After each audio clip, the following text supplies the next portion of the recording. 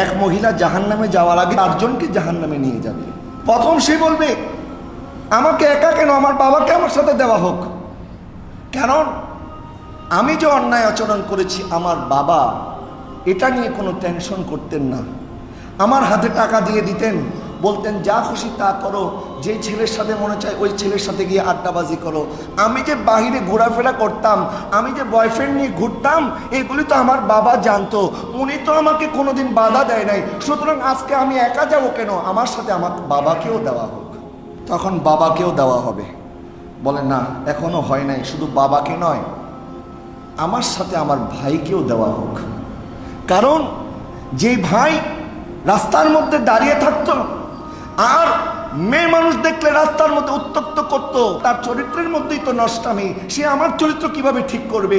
সে মানুষের বোনকে ত্যক্ত করত, বিরক্ত করত, আর মনে করত আমি তো মানুষের বোনকে, মানুষের মেয়েকে বিরক্ত করি, আমার বোন বুঝি বাড়ির মধ্যে নিরাপদে থাকবে।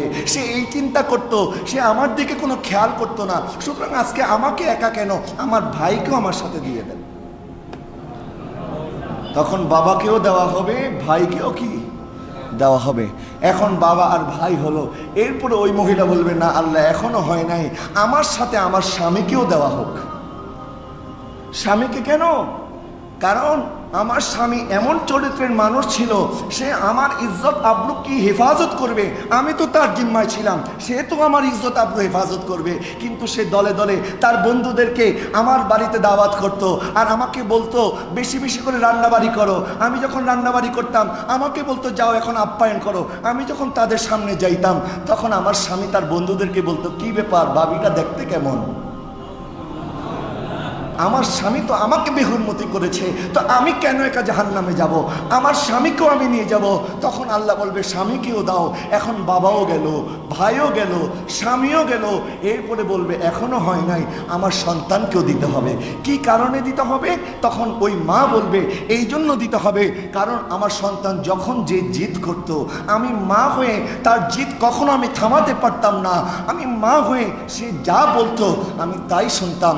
সে যখন চকলেট খাইতে চাইতো, আমার কাছে যখন টাকা থাকতো না, পয়সা থাকতো না, সে যখন আইসক্রিম খাইতে চাইতো, আমার কাছে কোনো টাকা পয়সা থাকতো না, তখন আমি মানুষের বাড়িতে বাড়িতে গিয়ে কাজ করতাম, মানুষের থালা বাসন ধুইতাম। কিন্তু এই সন্তান এত জিদ করেছে, কোনোদিন এই কথা আমাকে বলে নাই, মা 5 ওয়াক্ত নামাজ তো আল্লাহর কাছে পড়ে জবাবদিহি করতে হবে, মা তোমার হাতে আমি ভাত খাবো না, তুমি যদি নামাজ তরক করো।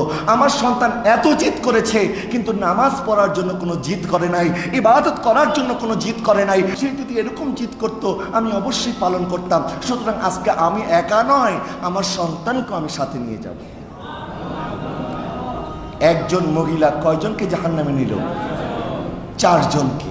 আজকে আমাদের সমাজের মধ্যে এই অবস্থা কেন?